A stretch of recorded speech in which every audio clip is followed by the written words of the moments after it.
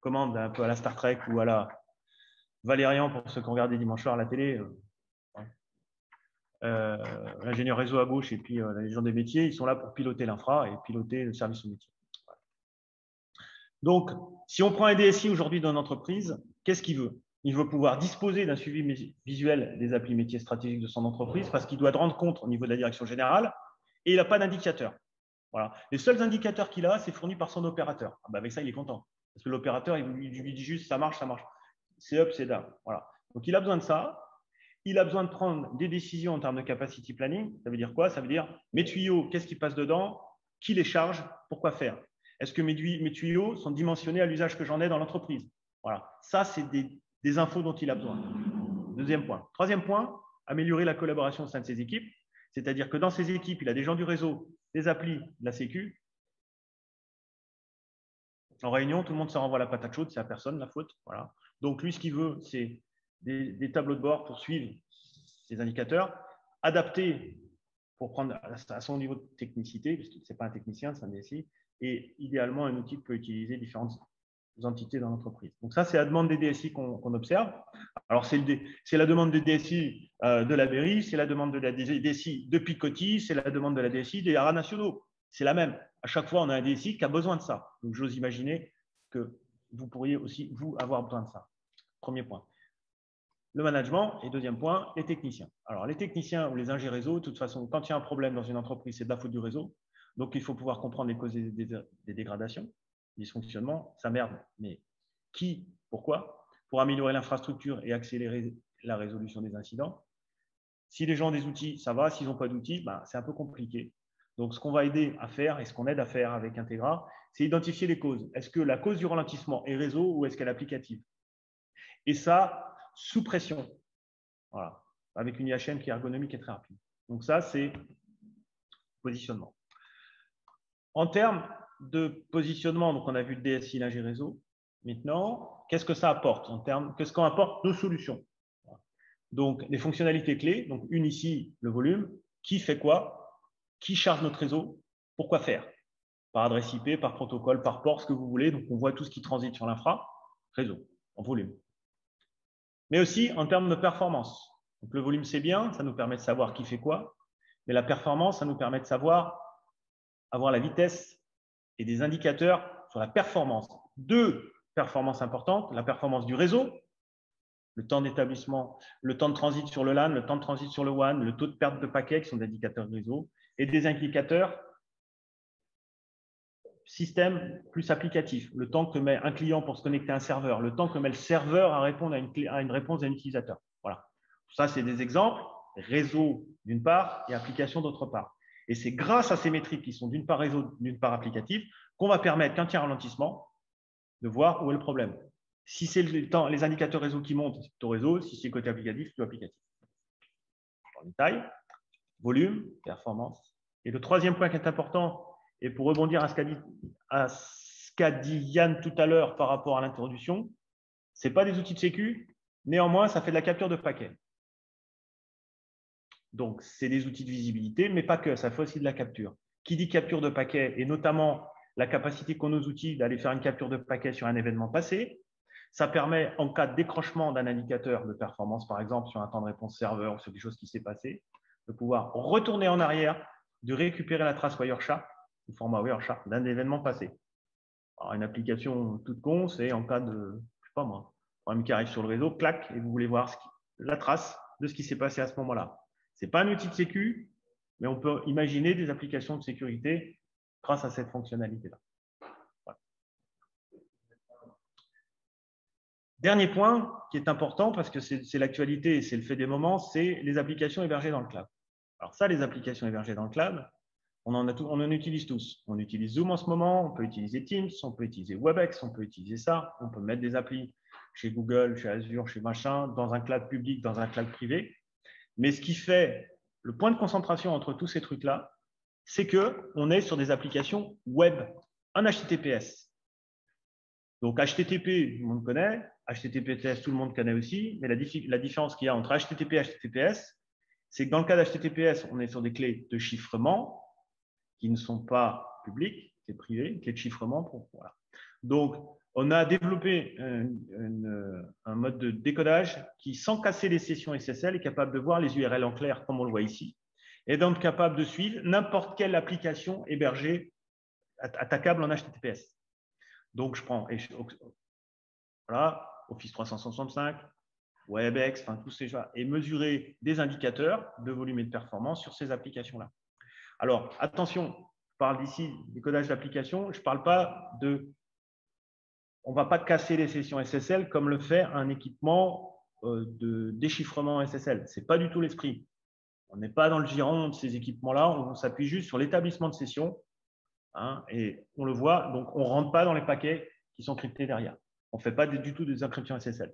Donc, pas de souci vis-à-vis des problèmes de confidentialité des données, la clé et tout. Voilà, aucun souci là-dessus. On ne va pas capturer les sujets. Les seules choses qu'on pourrait vous mettre à disposition éventuellement, c'est la trace Wireshark du flux HTTPS qui vous permet, comme vous pourriez faire avec un TCP-dump tout bête, gratos, rentrer la clé SSL dedans et déchiffrer les paquets HTTPS si vous avez le clé de chiffrement. Voilà. Mais nous, on ne le fait pas, on vous laisse le faire si vous voulez. Yann, en termes de positionnement, tu penses que la synthèse suffit? Oui, ouais. Tout à fait. Ce qui est intéressant de comprendre, c'est que l'outil H5 vous permet différentes actions, tant en termes de pilotage qu'en termes d'opérationnel, pour faire du diagnostic si vous avez des problèmes opérationnels, mais également de faire, je dirais, une vision architecte. Vous avez besoin de capacity planning, vous avez besoin d'avoir une visibilité sur quelle est la montée en charge liée à une application, de nouveaux services ou de nouveaux télétravailleurs. L'outil va vous permettre. Je propose maintenant que Fred, tu puisses nous montrer cela. Mais il faut bien comprendre que l'outil a vraiment 3 utilités différentes. Il y a 3 axes intéressants. C'est intéressant pour un DSI, c'est intéressant pour un architecte, c'est intéressant pour les équipes support, les équipes exploitation. C'est ça qui est intéressant à retenir. Voilà, très bien. Donc, je vais vous montrer différentes manières d'accéder aux données. Est-ce que vous voyez ici, est-ce que vous voyez mon écran là? Pas encore. Pas encore.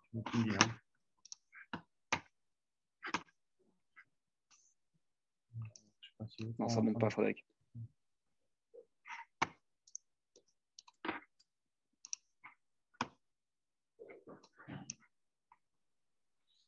Ça lag un peu quand même.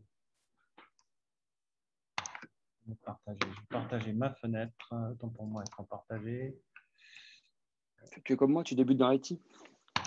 Ouais. Ah, vous l'avez? Non. Oui. Voilà. Je débute dans Zoom. Différent. OK. Donc là, je vous ai dit tout à l'heure qu'on avait différentes façons d'accéder aux données. Et ces données sont des données, donc des métriques qu'on va prendre sur le fonctionnement, qu'on va pouvoir voir sur le fonctionnement du réseau. Donc, je vais vous présenter voilà, on a possibilité donc de créer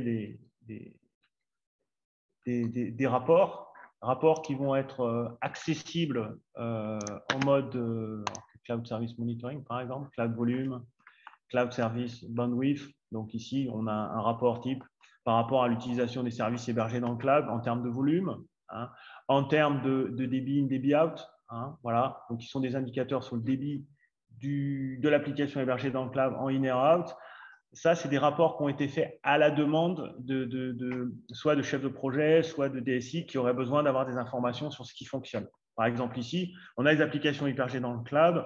On a besoin de voir ce qui se passe. Et donc là, on voit ici les données sur les dernières 24 heures, avec la possibilité, si on le souhaite, de dire, moi, ce n'est pas les dernières 24 heures qui m'intéressent, mais c'est plutôt directement en mode web, on change la plage de requête directement dans les données et ça permet d'accéder et d'aller directement afficher cette information. Donc, ces pages-là sont des pages qu'on met à disposition avec Integra aux clients en fonction de leur cahier des charges. Donc, bien évidemment, il y a un certain nombre de rapports qui sont déjà pré-câblés, qui s'appuient sur des besoins qui sont des besoins qu'on retrouve dans l'ensemble des clients. Par exemple, ici, je pense que le démo folder, c'est ici, par exemple, monitoring d'Office 365, la même chose dans le même esprit que le cloud, mais spécifique pour Office 365, avec un indicateur facile à comprendre, le volume, on voit le in, le out, on voit le débit in, débit out ici, mais aussi les temps de transit. Donc ça, les indicateurs sur la qualité du WAN. Les paquets perdus qui sont des indicateurs sur la qualité du WAN. D'accord. Donc prenons un exemple très simple. On s'observe une dégradation à un moment donné de l'utilisation d'Office 365, eh bien, on va avoir tendance à voir est-ce que c'est réseau, est-ce que c'est applicatif, parce que c'est vrai, on ne va pas forcément aller chercher la même chose. Donc là, on est sur des indicateurs réseau. Temps de transit WAN, c'est facile à comprendre, c'est le temps que met un paquet à traverser le WAN. Donc là, c'est tout à fait significatif et intéressant. Je veux dire, on est sur des taux très c'est hyper rapide. On a très peu de paquets perdus. Hein, on est sur des alentours moins de 1 paquet, 1 à 2 paquets. Et au niveau des temps de réponse serveur, voilà, ça c'est le serveur Office qui répond de l'autre côté et la disponibilité. Et puis après, évidemment, on peut faire des toppings sur le nombre d'utilisateurs connectés, choses comme ça, par rapport à cette application. Donc ça, on peut en faire autant qu'on le souhaite. Il n'y a pas de limitation, c'est dans l'outil. Et pour faire ça, ça s'appuie sur quoi? Ça s'appuie sur des indicateurs, voilà, des indicateurs techniques. Alors ça, la vision qu'on avait tout à l'heure, on était plus sur une problématique utilisateur DSI avec des tableaux de synthèse. Là, je vais vous montrer ce que ça peut donner pour les gens que ça intéresse au niveau de la technique, parce que dans l'auditoire, je pense qu'il y a quelques techniciens qui aiment ça. Je vais vous montrer, ou pas, hein, mais bon, pour que vous compreniez, quand on dit de la maîtrise, ce que c'est la maîtrise, bien, c'est ça. C'est-à-dire qu'aujourd'hui, vous avez des métriques, des protocoles, et on va pouvoir automatiquement décoder les protocoles et afficher un certain nombre de métriques qui correspondent à l'usage que vous faites du réseau. Prenons un exemple ici. On a envie de savoir sur mon accès ce qui transite. Eh bien, on prend débit in, débit out, d'accord, et on met ce débit in, débit out, lien, dans le graphique. Voilà. Donc, on a ici débit in, débit out sur la période, ici, hein, sur la dernière heure. Donc, on se dit, moi, dernière heure, c'est bien, mais je veux la dernière semaine. Je change ma plage et je requête. Dernier jour, validé. Donc, cet outil-là, c'est un outil qui est plutôt utilisé par les ingés, par les gens de l'appli, par les gens qui veulent faire du troubleshooting, parce que c'est interactif, mais on a accès aux mêmes données qu'aux données tout à l'heure que je vous avais présentées ici. Voilà. Donc, prenons un exemple. Excuse-moi, Frédéric. Ouais, ce qu'il faut comprendre, c'est que le tableau précédent donne des rapports automatiques que vous avez prédéfinis, que vous avez paramétrés à volonté. Soit des rapports qui sont déjà fournis avec la solution, soit des rapports qu'on a fait à façon pour vous, selon vos besoins, selon vos usages, selon vos applicatifs, selon votre configuration, votre topologie. Dans cet outil-là, on va aller chercher manuellement ce que l'on souhaite. Lorsqu'on veut soit plus de détails, soit parce que justement, on a rencontré un problème et l'on veut définir un nouveau rapport pour rechercher quelque chose de très précis.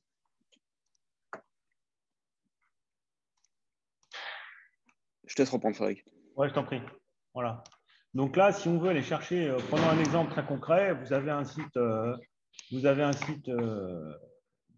géographique qui s'appelle par exemple l'agence de Lyon ou l'agence de Nantes, qui correspond à des agences qui viennent solliciter des ressources ici, et puis vous avez les utilisateurs de Lyon qui se plaignent. Donc on va déplier Lyon, qu'est-ce qu'on va voir? Mais ici, on a tout le trafic qui rentre en data center, hein. Et bien là, on a juste le trafic qui part de l'agence de Lyon, hein, et qui vient sur le site. Voilà. Donc ici, on se rend compte que là, on a, pour ça, c'est débit entrant sortant sur l'agence de Lyon, au regard de ce qui vient en data center. Donc, on a possibilité de zoomer ici. Vous voyez ici, là, je vais pouvoir zoomer, je vais dire. Donc ici, j'ai l'explorateur, les IP membres. Les IP membres ici, ça va être des IP qui vont apparaître, voilà, qui sont des IP de Lyon. Et si je zoome ici, automatiquement, je fais une requête dans la base. Si vous avez une résolution DNS, bien entendu, vous pourrez voir les noms des postes. Ouais. Vous aurez le nom des postes ici qui va s'afficher en clair. Vous voyez, ici, voilà. Donc, on voit ici, si je clique sur volume, on voit que j'ai une IP ici qui restriction volume, voilà, ici, 3,9 gigas, vous voyez, voilà. Et très simplement, je vais pouvoir dire, tiens, je ne cherche pas, 3,89 gigas, j'ai la 17092 qui m'a saturé la ligne, ça a démarré, voilà, parce que je vois que c'est la grosse, mais je veux en veux pour preuve, je déplie. Je vais voir qu'est-ce qu'elle a fait, cette 3,99 gigas. Voilà, elle est allée faire du HTTP. D'accord? Donc HTTP avec qui? Avec une IP. Elle est venue se connecter à tel serveur et à tel serveur. Donc ici, très rapidement, en 3 clics, j'ai pu identifier qui m'a saturé ma bande passante. Alors, c'est normal, pas normal, ce n'est pas le problème ici. Ça peut être normal comme ça peut être pas normal. Si ce n'est pas normal, c'est peut-être un moment de se dire, tiens, c'est un peu dommage. Imaginez qu'ici, vous trouvez un gros sauvegarde, une sauvegarde où vous allez vers un serveur de stockage, vous truquez, ce n'est pas le cas ici. Bah, c'est chez Akamai, hein, donc c'est un téléchargement. Voilà, ici, mais vous voyez ici, par exemple, prenez ça, vous le mettez là. Hop. Vous avez vu cette conversation-là entre l'agence de Lyon et cette machine ici. Eh bien, elle a téléchargé 1,96 Go. Et ici, voilà, il y en a deux. Voilà. Donc, il allait chercher cette machine ici, la 17092. Elle est venue chercher deux gros transferts de 2 gigas. C'est ce qu'on veut, hein. Je ne suis pas à travers le réseau. De 9h. Ça a démarré à 9h38 et c'est à 9h50. Donc, est-ce que ça a eu un impact sur le fonctionnement de mon réseau ou pas? J'en sais rien. Mais peut-être qu'à ce moment-là, ça correspondait à des plaintes. Je vais regarder. Et ça, pour le voir, c'est assez facile à voir. Il suffit pour ça de regarder des indicateurs de qualité du réseau sur cette même agence de Lyon sur la même période. Un indicateur de fonctionnement du réseau sur l'agence de Lyon, c'est simple. J'en ai deux qui me paraissent pertinents. C'est le RTT. Enfin, déjà, le RTT. Et voilà. Donc là, c'est intéressant parce qu'on voit que le RTT, qui est le temps de transit du WAN entre Paris et Lyon, parce que là, on est à Paris, au moment où j'ai le gros transfert de fichiers sur ce lien, on parle de 2 gigas de trafic, ça n'a pas d'impacté le temps de transit. Donc, ça veut dire que globalement, le réseau a bien fonctionné. Je n'ai pas eu de plainte, c'est nickel. Je peux regarder d'autres métriques si ça m'intéresse. Un métrique qui est les taux de perte. Donc là, on est sur des métriques de performance. Taux de perte. Je les mets, taux de perte. Est-ce que j'ai des pertes de paquets? Ah, quand même, j'ai eu de la perte de paquets. Ça peut arriver, hein. Une perte en in. Donc, in entrant sur le site de Lyon. Voilà. Alors ça, c'est très intéressant. C'est très intéressant. Ça veut dire quand même que j'ai eu des pertes de paquets au moment où ça a saturé, ce qui paraît logique sur un accès distant. Par contre, je n'ai pas eu d'impact sur le fonctionnement de mon réseau.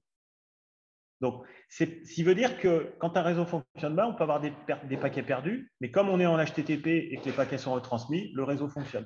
Donc, ce n'est pas parce que le réseau est chargé, ce n'est pas parce qu'il y a des pertes de paquets que la qualité n'est pas bonne.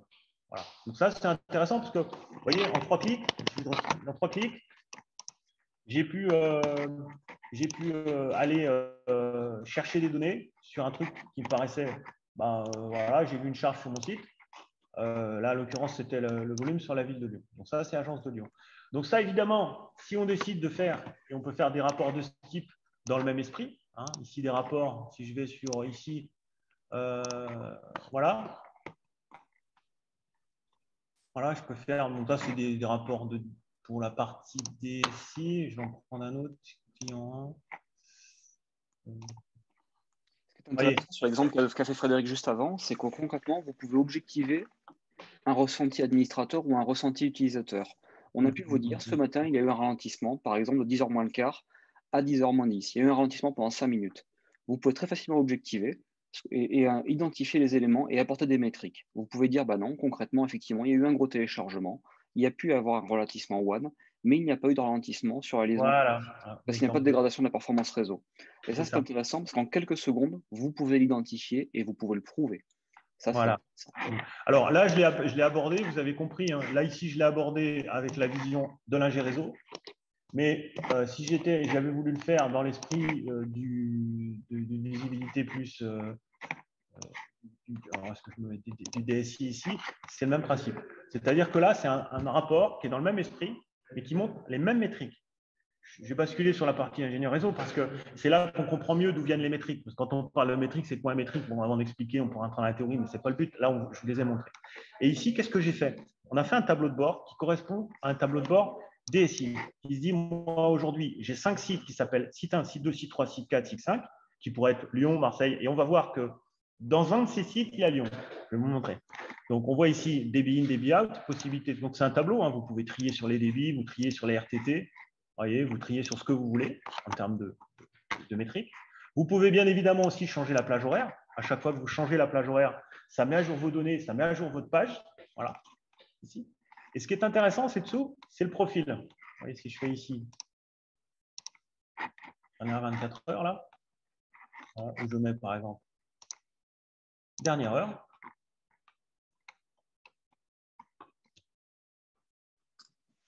Allez, hop. Tu as mis hier, pas dernière heure. Hein. Ouais, ici. Et là, j'ai pas mis dernière heure. Je vais mettre dernière heure. Dernière erreur. Et bien là, finalement, qu'est-ce que je retrouve? Je retrouve mes sites ici, et puis je pourrais avoir, dernière 24 heures, qu'est-ce que ça me dit? Voilà. J'ai un pic ici. Voilà. J'ai un pic ici, là, ici, ce pic ici. Et bien, ce pic ici, ça pourrait très bien être mon lion de tout à l'heure, quoi. D'accord? Donc là, en l'occurrence, ce que je pourrais faire, c'est zoomer sur la période. Donc, on ne peut pas dans le web encore, mais ça, c'est des choses qui arrivent parce que comme on développe, bon, il y a des fonctionnalités qui arrivent petit à petit de zoomer et puis de voir. Et puis là, qu'est-ce qu'on retrouve? Je ne sais pas si vous fera parier que ce site-là, c'est le site de Lyon. Donc, le métier du DSI aujourd'hui, ce n'est pas d'aller forer pour voir les IP, mais il a vu effectivement qu'à ce moment-là, il y a un gros, et c'est sur le site qui s'appelle OneSite, qui s'appelle site 4. Voilà. Donc, je pourrais tout à fait créer un rapport aussi qui me fait un focus spécifique sur ce site et qui me donne les IP qui ont saturé la ligne dans l'esprit, ce que j'ai là. Quand j'ai fait tout à l'heure, si je reprends ici mon débit et mon débit de l'agence de Lyon, je le mets ici et que je le mets sur la dernière heure ou le dernier jour. Vous allez voir que j'ai exactement le même profil parce que je regarde la même chose. Vous voyez, je zoome là, je zoome ici. Vous voyez, je zoome ça là, ou si je zoome ici, vous voyez que c'est tout à fait le même profil. On compare bien la même chose et on affiche bien les mêmes métriques. Voilà. Donc ça, c'est pour vous montrer qu'on va être capable d'aller voir ce qui se passe en termes de volumétrie, performance et qualité des accès. Maintenant, ce qui peut être intéressant, je pense, pour vous aussi, c'est de dire, voilà, ok, mais qu'est-ce qui se passe quand je vais dans le cloud? Dans le cloud, c'est simple. Tout à l'heure, je vous ai dit qu'on décodait des applications web. On décode des applications web. Ces applications web, il y a de l'HTTP. Voilà. Donc là, on est Microsoft. Voilà. Hop. Et on a du HTTPS. Voilà. Et Office 365 ici. Donc, quand je regarde Office 365, c'est les données qui vont m'alimenter le rapport Office 365. Qu'est-ce que j'ai comme info? J'ai des infos de débit, débit, de volume, volume in, volume out, mais aussi des informations sur la performance, alors les temps de transit, le temps de réponse du serveur, les paquets perdus, tout ça, c'est des informations techniques qui vont me permettre de qualifier l'accès Office 365, les échelles de connexion, le nombre de sessions, un certain nombre de métriques. Donc, je vais décoder Office 365, le service, donc là, du Outlook, et dans Outlook, par forage, je vais avoir l'adresse IP. Donc là, si je vais voir, par exemple, ici, Microsoft.com, je vais avoir les services Microsoft.com qui sont hébergés sur le site Microsoft.com. Et pour chaque service, je vais être capable de voir, par exemple, Teams ici, les adresses IP qui font du Teams. Mais sur ces adresses IP qui font du Teams, pour chaque communication d'adresse IP qui fait du Teams, je peux très bien aussi aller récupérer les métriques, comme les métriques de volumétrie que j'avais tout à l'heure, mais aussi de temps de transit. Mais aussi, vous voyez, si j'affiche toutes ces métriques-là, métriques de volume, de performance et de connexion. Voilà. Et tous les métriques là qui vont être disponibles pour l'utilisateur qui fait du Teams chez Microsoft de telle heure à telle heure. Et là, par exemple, je veux voir par exemple les temps de transit, les RTT. Voilà, donc là, c'est des RTT. Bon, il n'y a pas beaucoup de trafic, mais quand c'est les paquets perdus, ça, j'ai grave temps pour moi. Hop. Voilà, donc là, c'est les RTT, mais il n'y a pas de trafic tout le long de la ligne, donc ce n'est pas significatif. Voilà. Et je vais pouvoir regarder. Et donc, forcément, sans rentrer dans le détail ici, vous comprenez tous, pour utiliser Teams, Webex ou Zoom, qu'à un moment donné, vous pouvez avoir besoin sur des plaintes utilisateurs liées à des utilisateurs, donc à des adresses IP des utilisateurs, ou éventuellement, comme je vous ai montré tout à l'heure, des sites géographiques, vous allez avoir besoin d'analyser en temps réel ou a posteriori ce qui s'est passé dans le cas des applications hébergées dans le cloud. Donc ça, c'était le deuxième cas d'usage. Bon, on le fait, là, on a les démonstrations pour Office 365. On l'a vu tout à l'heure ici. On le voit pour Teams. On pourrait faire la même chose, là, c'est présence Teams ici. On pourrait très bien le faire aussi pour du Zoom, pour du Webex, pour des choses comme ça. Là, il n'y en a pas sur cette machine. Tu veux rajouter quelque chose, Yann? Oui, on pourrait également imaginer, tout à l'heure on a travaillé sur de l'accès distant, sur le site distant, excusez-moi, pour voir la connexion réseau, mais ça pourrait être aussi tout simplement déjà dire un site qui se plaint d'une dégradation globale des performances ou une des déconnexions, on pourrait clairement les pointer du doigt et voir si les déconnexions sont complètes ou si c'est seulement la déconnexion de certains utilisateurs. On pourrait vraiment aller dans le détail. Ce qui est intéressant, encore une fois, c'est de voir une vision opérationnelle sur laquelle on a l'historique. Cet historique nous permet de reprendre tout ce qui s'est passé et donc de voir réellement quelle est la source du problème. Ça, c'est intéressant d'avoir l'origine. et aussi de mesurer l'ampleur du problème. Est-ce que ce sont uniquement quelques utilisateurs? Est-ce que ce n'est que le site distant? Ou pourquoi pas, est-ce que ce n'est pas le site central qui lui-même a eu un problème et donc a engendré d'autres problèmes sur les sites distants? C'est ça qu'on peut objectiver également.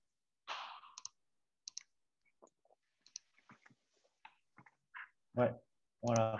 Alors, pour aller dans ce sens-là, par exemple, si je repris sur les A ici, pour aller dans ce sens-là, ce qu'il faut bien comprendre concrètement, c'est que dans le cas d'un problème technique ou d'un mauvais usage, ça peut arriver aussi, et une erreur d'exploitation, ça peut aussi arriver, ou un mauvais usage utilisateur. D'une part, vous avez la trace de ce qui s'est passé, vous avez une trace de l'événement qui vous permet d'effectuer une analyse a posteriori, mais également, vous pouvez typiquement retrouver ce qu'il s'est passé et éventuellement prévenir la répétition de l'événement. Ça peut aussi vous permettre cela. Vous pouvez prendre un plan d'action correctif pour éviter que ça se reproduise. Ouais, pour éclairer ce que dit Yann là ici, on va reprendre l'exemple tout à l'heure de l'agence de Lyon.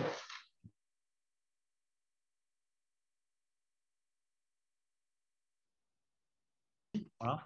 Donc là, on a fait. Bon. Votre connexion Internet est instable. Ah. Embêtant. Autre chose. Toujours les cordonniers les plus mal chaussés. On va reprendre ça, on la met. Elle ne veut pas. Bon, on va recommencer. Forcément.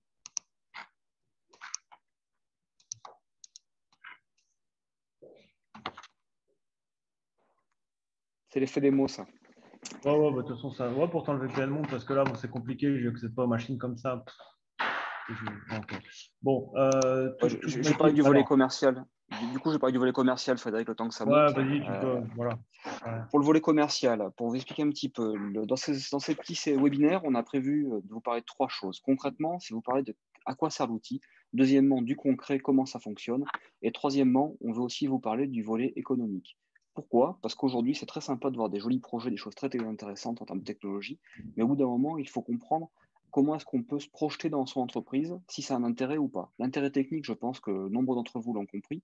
Certains ont compris aussi qu'ils ne pourraient pas tout faire. Ce qu'il faut comprendre, c'est maintenant quel est le mode d'acquisition de ce type de technologie. Aujourd'hui, ce type de technologie, il y a 2 façons de l'acheter. La première, c'est de l'acheter ou de la louer. La louer avec un service ou d'exploiter soi-même. Dans les 2 cas, vous pouvez soit acquérir, soit louer l'équipement. Ces équipements, ils sont soit sous forme d'appliance physique, soit sous forme d'appliance virtuelle. Et dans les 2 cas, vous pouvez soit l'exploiter totalement vous-même, soit Integra System peut le manager pour vous. Soit partiellement, soit uniquement en niveau 2, soit en niveau 1 également. Après, sur du niveau 1, on va définir des seuils d'alerte sur lesquels nous serons sollicités. Et de la même façon, nous pouvons également vous générer des rapports à mesure, à façon, au fil du temps. D'abord en initial, puis après au cours de vos besoins, de l'évolution de votre infrastructure. On peut aussi l'utiliser en mode audit lorsque l'outil est déjà en place chez vous, soit pour du troubleshooting, soit pour du capacity planning.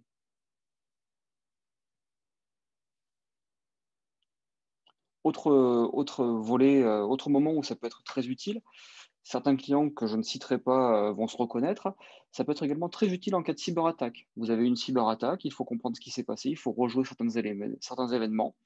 Eh bien, c'est comme quand vous avez un problème réseau. Hein. Un problème réseau, une cyberattaque, c'est pareil. On veut rejouer, on veut comprendre ce qui s'est passé. Eh bien voilà, l'outil peut aussi servir à ce moment-là. Voilà, bien entendu, si l'outil est installé après coup, ça ne sert à rien. Il faut que l'outil soit installé avant. C'est ça que je voulais montrer tout à l'heure, Yann, merci de l'introduction. C'est-à-dire qu'ici, je ne sais pas si vous avez vu, bon, ça, je dis reconnecté sur votre VPN. Là, ici, je suis sur la dernière semaine. Je suis sur le dernier débit total. Je vais reprendre ici spécifiquement le trafic que j'avais. On va le faire sur le débit total, c'est pas grave, ça marche pareil. Vous comprendrez la philosophie. Donc là, je fais ça ici, débit in, débit out, et je suis sur la dernière semaine. Je dis, par exemple, je peux aller sur le dernier mois. Quand on disait que ça conserve les métriques, on les conserve. Là, on est en train de parler de 15 Tera de données. Vous voyez, 15 Tera de données analysées. Donc, il y a des paquets, des millions de paquets qui transitent. Donc là, je vais avoir la vision sur la semaine. Donc là, maintenant, j'ai fait requête, ça va les chercher sur le dernier mois. Donc là, j'ai le mois. Là, je suis au 28 mars. Donc, si j'ai envie de zoomer sur le 1er avril, je zoome sur le 1er avril. En zoomant sur le 1er avril, je vais pouvoir aller chercher des données qui sont historisées. Donc là, j'ai un juge de paix qui m'a historisé tous mes paquets, tous mes métriques dans ma base de données, et qui va me permettre spécifiquement le 1er avril, donc ici, par exemple, ici, tu as le 1er avril, je peux spécifiquement zoomer sur le 1er avril en forant, j'ai foré plus que j'ai zoomé, et spécifiquement à ce moment-là, tac, à 14 heures, Tiens, c'est qui? Clac, c'est qui? Voilà. Et là, je déplie, hop, je vois, terminé. Là, j'ai eu un volume de, voilà, j'ai eu 5,47 gigas. Voilà. Et là, je vais pouvoir automatiquement, et je vois ici, et je me retrouve ici avec mes volumes. J'ai un 5,43 gigas, donc j'ai un transfert HTTP, HTTPS. Je vais être capable de dire qui spécifiquement a fait cette donnée-là. Mais là, on est en train de fourrer, on est quasiment en mai, et on force sur des données du 1er avril. Donc, imaginez que là, ce soit un truc, alors, un vers, une attaque, je ne sais pas quoi. Mais on va chercher les données. Et ce qui est super intéressant ici, et c'est là que je voulais en terminer, pour aller dans le sens de Yann, c'est que vous me dites effectivement là, on s'est rendu compte que là, on a un gros transfert Microsoft DS, par exemple. On a ici 7,4, prenons ça éventuellement. C'est celui-là qui nous intéresse. Imaginons que c'est cette communication-là qui nous intéresse, de 675 mégas. Donc déjà, ce qu'on va faire, on va la grapher. Hop, je l'ai graphé. Je viens de grapher mon transfert ici, Microsoft DS de cette communication de ces deux IP. Maintenant, ce qui m'intéresse, c'est de récupérer la trace Wireshark pour aller, je ne sais pas, un colonel de l'ANSI qui me la demande, un capitaine de l'ANSI qui me la demande, parce que je ne sais pas. C'est sensible et j'ai besoin de filer la trace. Ben, pas de problème. On met ici, on va lancer la capture. C'est une capture de paquet. Voilà. Et on va pouvoir, voilà, on va buffer sécurité est activé. Donc, on va pouvoir aller chercher cette trace, donc prendre ça, automatiquement aller récupérer ici, je génère un fichier. Je peux dire, je veux une profondeur de tant d'octets et je vais faire ici, je vais lui donner un petit nom et je lui fais démarrer maintenant. Eh bien, rien que de faire ça, ça va aller me chercher la capture de paquet, l'événement, et je vais avoir la trace de l'événement qui s'est passé, filtré sur les deux IP destination et source que je vais pouvoir mettre à disposition d'un tiers, du RSSI ou bien d'un organisme, quel qu'elle soit. D'accord? Et ça va permettre de me filer un fichier que je vais pouvoir ouvrir. Il y a des exemples ici de fichiers. Hein. J'en prends un ici. Rien qu'en cliquant dessus, je l'ouvre, ça me lance un analyseur protocole et puis j'affiche en clair l'événement passé. Très bien, merci Frédéric. On a pu voir aujourd'hui donc différents cas d'usage avec l'outil H5, c'était l'objectif. D'une part, on a vu que la sonde H5 nous permet de faire de l'analyse de performance qui permet de déterminer où est-ce que ça peut coincer potentiellement. Deuxièmement, nous avons vu le volet sécurité, comment réagir en cas de problème de sécurité, donc un événement indésirable, pouvoir rejouer a posteriori ce qui s'est passé, ou également sortir des informations pour une agence de cybersécurité ou de l'ANSI, des choses comme cela. Troisième aspect, nous avons pu voir également l'aspect diagnostic. En cas de pépin au fil de l'eau, nous avons pu voir également qu'on peut déterminer où se situe le problème. Et ça, c'est très intéressant également, de pouvoir déterminer d'où vient le problème en cas de problème utilisateur, pouvoir réagir vite. L'autre point que nous avons vu plus rapidement, mais on se tient à votre disposition, Vincent et moi, pour vous présenter plus en détail dans notre démo center ou bien chez vous ou en webinaire privé, il n'y a pas de problème.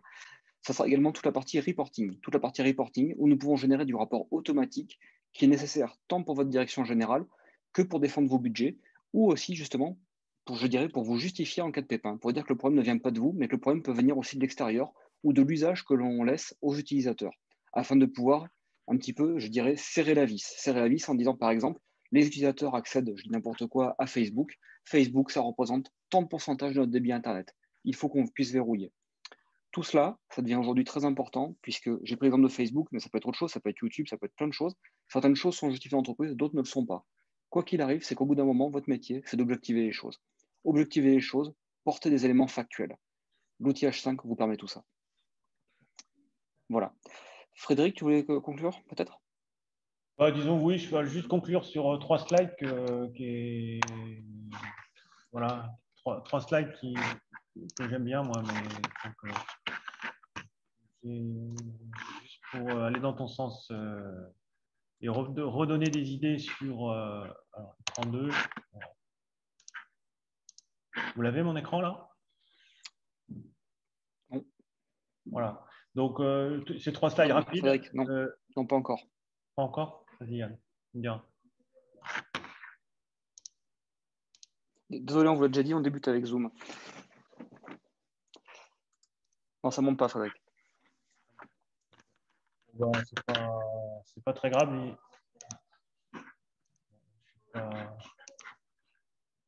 Bon, tant pis. J'enverrai. Je te l'enverrai, Yann. Tu pousseras aux interlocuteurs. C'était les sujets clés. C'est-à-dire qu'aujourd'hui, ce qui est plébiscité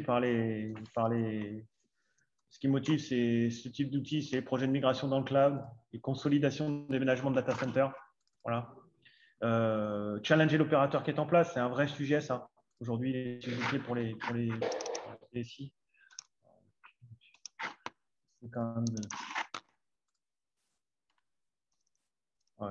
C'est pas grave, on t'écoute, Frédéric. Vas-y, dis-le oralement, c'est plus simple. Le déploiement des applications, les modifications des accès d'agence, parce que vous avez des upgrades à faire. Dans le cas de fusion, d'acquisition, de merge, voilà. Les sociétés à forte croissance ou les rachats de sociétés, donc ça, c'est des sujets clés qui intéressent les DSI. Et voilà. L'ajout d'un site supplémentaire, le déploiement de nouveaux logiciels, une montée en version, voir quel est l'impact sur le SI. Ça peut être également le télétravail. Demain, on vous dit, écoutez, on a déjà renvoyé 50% de l'effectif en télétravail. On va renvoyer demain 20% de plus, ou la semaine prochaine. Quel est l'impact sur le réseau? Pouvoir déterminer un petit peu qu'est-ce qui va se passer. Ah, ça y est, je vais peut-être y arriver, mais l'écran partagé, je vais peut-être y arriver. Excusez-moi. Hop. Là, vous l'avez ou pas? Toujours pas, Frédéric. C'est pas très grave. C'est pas grave, pourtant ça partage. Bon, c'est pas très grave. Bon, écoutez, on va essayer de tenir l'horaire. Ah ben évidemment, ça fonctionne maintenant, Frédéric, ça y est. Ça fonctionne, pardon. Donc juste 2 minutes. Clients multisites, les organisations, les clients multisites, les WAN opérés, les applications métiers hébergées dans le cloud, les applications hébergées en data center. Et globalement, quand 100% de votre business est dépendant du fonctionnement du WAN, je veux dire, c'est un sujet où vous devez avoir un outil, celui-là ou un autre. Hein. Moi, je ne dis pas que c'est celui-là qu'il faut prendre. Moi, je préférerais, mais si vous voulez un produit américain financé par l'armée américaine, il y en a d'autres. Mais celui-là, vous pouvez. Ça, vous êtes concerné. Alors, qui sont les interlocuteurs? Donc, on retrouve les interlocuteurs qu'on a vus tout à l'heure. DSI ou directeur des opérations, la problématique, remonter les problèmes complexes aux bonnes personnes, soulever la recherche de problèmes au travers des équipes en interne, réseau, sécu, machin, on a compris. Les directions métiers, répondre à leurs besoins de visibilité de performance, c'est aussi des prescripteurs, les directions métiers. Et évidemment, l'AG réseau, qui au final, lui, avec son t-shirt Star Wars, qui est pointé du doigt à chaque fois, et on lui tape sur la tête, on lui dit de toute façon, si ça ne marche pas, c'est de ta faute, c'est un problème réseau. Tout le monde l'a vécu, tout le monde le connaît. Hein. Donc, améliorer l'infrastructure pour la performance des applis, apporter la preuve que les problèmes ne viennent pas que du réseau, deuxième point. Et le troisième point, les sujets clés. C'est tout ce que venait de dire, j'en ai parlé tout à l'heure un petit peu. Yann a complété. Projet de migration dans le cloud, privé hybride. Vous ne pouvez pas migrer dans le cloud si vous n'avez pas de visibilité. Ce n'est pas possible. C'est pas possible. Après, c'est possible, mais ça se passe mal. Ah, ben, voilà, c'est envisageable, si je veux dire. Consolidation des ménagements de data center, on merge, on change, on déplace des infras, ça va avoir des impacts sur le WAN, il faut le mesurer. Challenger l'opérateur en place, challenger vos opérateurs. Si j'ai un conseil à vous donner, challengez-les. Challengez-les. Hein. Aujourd'hui, Orange nous achète des sondes quand ils sont mis en demeure de leurs clients de prouver ce qu'ils racontent. Voilà, challengez-les. Et ça, c'est un bon outil. Déployer des applis dans le cloud, on en a parlé tout à l'heure, et de toute façon, avec le confinement, avec le Covid et puis le télétravail, c'est pire, de pire. Ça a des impacts en plus sur les accès d'agence, voire même sur les accès des gros accès Internet. Contexte, fusion et acquisition et société à fort 300. Donc, ces slides-là, je te les enverrai, Yann, et tu pourras les pousser, si tu veux. Oui, transmettra, bien sûr. Là. OK. Très bien. Écoute, merci Frédéric, merci pour ton temps, merci pour cette démonstration. Merci à vous. Merci à tous pour votre patience. On découvre un petit peu Zoom. Excusez-nous, on sera meilleur sur le prochain, c'est promis. Pour ceux qui ne l'ont pas encore compris, donc désormais nous attaquons une séquence de webinaires tous les mardis matins à cette heure-là, avec différents sujets technologiques, des sujets opérationnels, des sujets où on va vous parler du concret, de la vraie vie, comme vous l'avez compris aujourd'hui. Merci pour tout ça. Si le sujet H5 vous intéresse, vous nous connaissez, on ne vous harcèle pas commercialement. Contactez Vincent et moi-même qui s'occupons du volet commercial chez Integra System. C'est avec grand plaisir qu'on pourra réorganiser une réunion plus technique, plus privée pour vous, pour votre besoin, pour votre projet. N'hésitez pas. Merci à tous et très bonne journée. Merci Frédéric. Merci, bonne journée à tout le monde. Merci.